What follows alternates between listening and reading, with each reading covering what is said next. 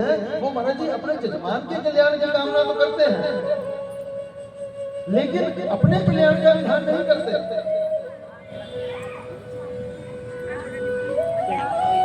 पितामह ब्रह्मा जी कहते हैं, पुत्र वशिष्ठ, अगर तुम प्रोत्साहित नहीं करोगे तब क्या करोगे? तो वशिष्ठ जी कहते हैं, प्रभु अगर मैं प्रोत्साहित नहीं करूंगा तो मैं प्रभु का ध्यान करूंगा, प्रभु का स्मरण करूंगा। अच्छा पुत्र, तुम प्रभु का ध्यान स्मरण करोगे तब क्या होगा? प्रभु पितामह तो कभी कभार प्रभु मुझ पर रीझ जाएंगे, रीझ करके वो मेरे ध्यान में आवेंगे और मैं उनसे प्रार्थना करूंगा, प्रभु मुझे अपनी एक झलक दिखा दीजिए। प्रभु अगर प्रसन्न हो गए तो कभी कभी मुझे झलक दिखा देंगे। अच्छा पुत्र,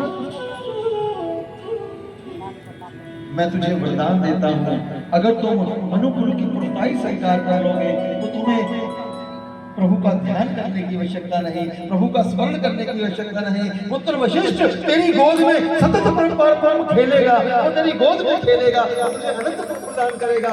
आज वशिष्ठ जी कह रहे हैं, मैं उसी बात का स्मरण करके आनंदित हो रहा हूँ, आह्लादित हो रहा हूँ। लोग पितामह ने कहा था, आज वो बात सत्य हो रही है। आज परब्रह्म राम मेरी गोद में खेल रहे हैं और मैं इनका नामकरण कर रहा हूँ। केवल इनका नामकरण नहीं करूंगा, जब इनके आगे पुत्र होंगे उनका नामकरण भी करूंगा। अरे प्रभु का विवाह पढ़ाऊंगा, प्रभु के पुत्रों का नामकरण करूंगा, उनका विवाह कराऊंगा, उनके आगे पुत्रों का नामकरण करूंगा। अरे मुझे तो सतत इनके संग रहने का संयोग बनेगा।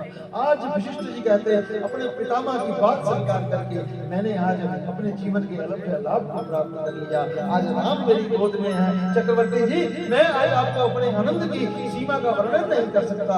मेरी सीमा, आनंद की सीमा जो है वो अपने अपने अपने वेग से अतिक्रमण करके मेरे दिव्य हृदय को आनंदित उत्साहित कर रही है। प्रभु आज मैं बहुत आनंदित हूँ। यद्यपि इनके बहुत नाम है, बहुत नाम है, लेकिन फिर भी मैं नृप कहब सुमति अनुरूपा। आज वशिष्ठ जी अति प्रसन्न होकर के कह रहे हैं, जो आनंद सिंधु सुख राशि सीकर दे त्रैलोक सुपावनी। राजा, यह जो तुम्हारे पुत्र हैं, ज्येष्ठ पुत्र, ये अनंत और सुख की राशि है। भैया जी विचार कीजिए यहाँ पर। अब वशिष्ठ जी कह रहे हैं, जो आनंद सिंधु सुख राशि। तो यहाँ विचार कीजिए, क्या आनंद और सुख दो तत्व है या एक तत्व? दो तत्व। अगर आनंद और सुख दो तत्व हैं तो क्या अंतर है?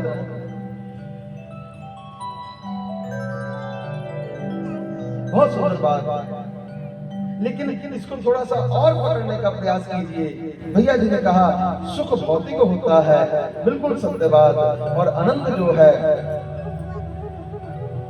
वह प्रभु का अंतिम स्वरूप है, वह आत्मा से अनुभूत किया जाता है।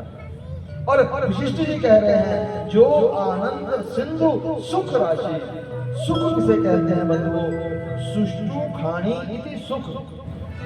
सुख किसको कहते हैं? सुष्टु खानी। खानी कहते हैं छिद्रों को।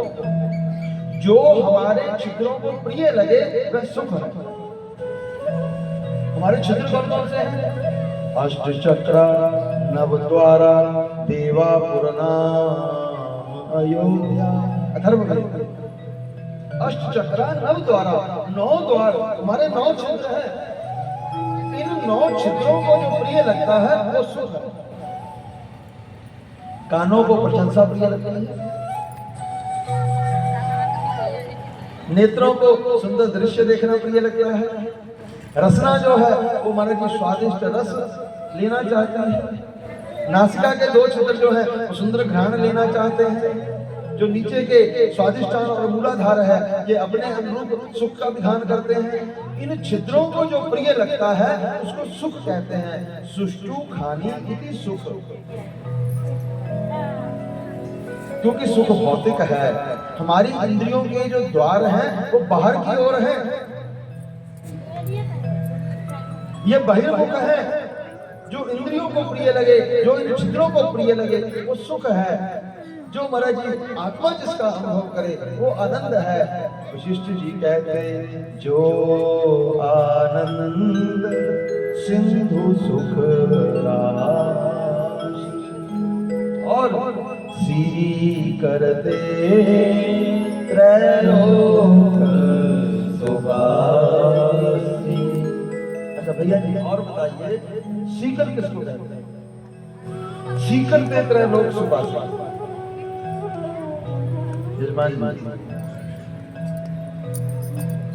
ये आनंद के समुद्र है, सुख की राशि है, लेकिन सीकर ते त्रैलोक सुवासी।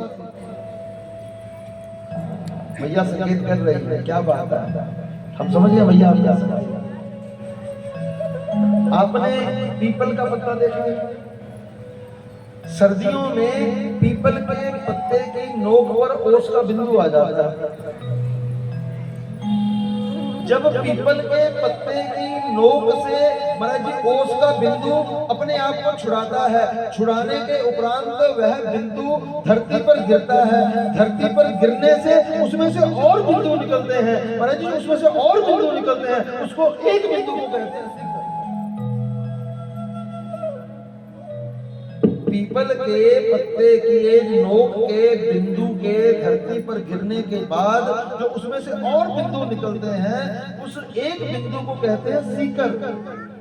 तो गोस्वामी जी कहते हैं जो आनंद के समुद्र है, सुख की राशि है, उस आनंद समुद्र में से एक बिंदु लेकर के उछाल दिया जाए और उस उछालने के उपरांत जब वो बिंदु नीचे गिरे, उस नीचे गिरने के बाद और जो बिंदु निकले, उस बिंदु के एक भाग से महाराज जी सारे त्रैलोक में सुख और आनंद व्याप रहा है, उसको कहते हैं सीकर। सीकर ते त्रैलोक सुवासी। प्रभु के जितना हमें सौंदर्य दिखाई पड़ रहा है, जितना वात्सल्य दिखाई पड़ रहा है, जितना ऐश्वर्य दिखाई पड़ रहा है, जितना धर्म दिखाई पड़ रहा है, जितना यश दिखाई पड़ रहा है, जितनी श्री दिखाई पड़ रही है, जितना ज्ञान दिखाई पड़ रहा है, जितना वैराग्य दिखाई पड़ रहा है, वो सब एक बिंदु के आगे सीकर का एक कमाल है और जिसके चलते हुए हमें ये सब दिखाई पड़ रहा है। अगर सीकर ऐसा है तो वो सिंधु कैसा होगा, जरा विचार कीजिएगा। प्रभु की महिमा को जानिए, हम किस प्रभु की आराधना कर रहे हैं। अगर एक सीकर ऐसा है तो सिंधु कैसा होगा। प्रेमानंद बाबा से किसी ने प्रश्न किया, सीधा वृंदावन में हमारे बाबा विराजते हैं, बाबा हमें लगता है आप राधा कृष्ण का ही अवतार है। बाबा कहते अभी तो आपने नौकर को देखा है, जिस दिन मालिक को देख लोगे मती हो आ जाएगी। आपने नौकर को देखा है, नौकर की बातें सुन करके, नौकर की महाराज जी महिमा देख करके आप लोग समझते हो ये बहुत है, बहुत है। अरे नहीं नहीं, अभी तक अगर मालिक को देख लोगे तब क्या होगा।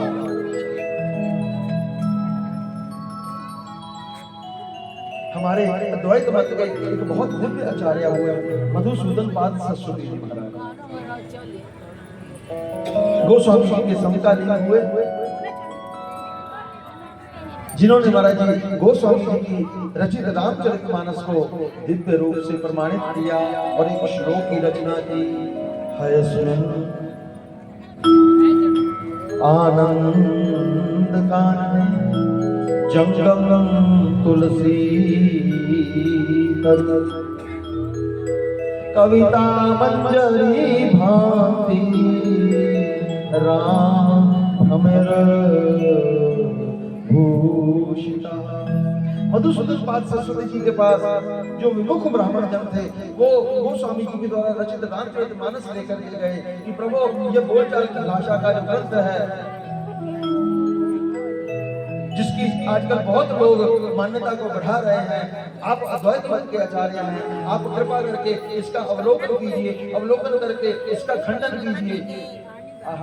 श्री मधुसूदन पाद सरस्वती जी ने महाराज जी रामचरितमानस का दिव्य अवलोकन किया, पठन करने के बाद महाराज जी एक पालकी मंगाई, पालकी मंगा करके रामचरित मानस को उसमें विराजमान करके दिव्य नृत्य करते हुए मधुसूदन पाद सरस्वती जी गोस्वामी जी के पास गए और उस समय इस श्लोक की रचना की।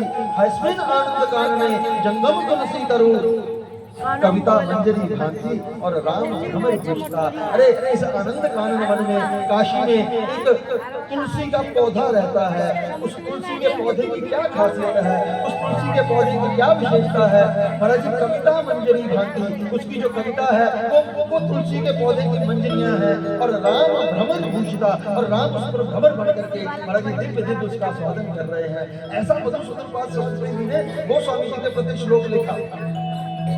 उन्हीं मधुसूदन पाद सरस्वती जी ने भगवान कृष्ण की महिमा को जब सुना, इस प्रकार से सुखदेव जी के महाराज जी दिव्य भाव से व्यास जी ने श्लोक लिखा और व्यास जी के शिष्यों के माध्यम से सुखदेव जी ने श्लोक सुना। परहा पीडम नटवर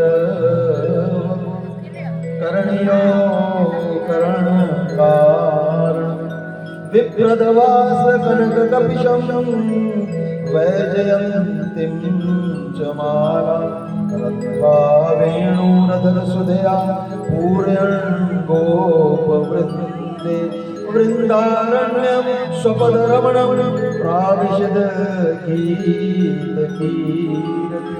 जैसे ही सुखदेव जी ने अपने प्रभु की महिमा का दिव्य दिव्य दिव्य महाराज जी व्यास जी के शिष्यों के माध्यम से श्लोक को सुना, तब महाराज जी शिष्यों के पास आकर के कहते, अरे मुझे बताओ ये ऐसा बालक मुझे कहाँ मिलेगा, कहाँ मिलेगा? तो महाराज जी व्यास जी के शिष्यों ने कहा, अरे ये तो आपने केवल एक श्लोक सुना है।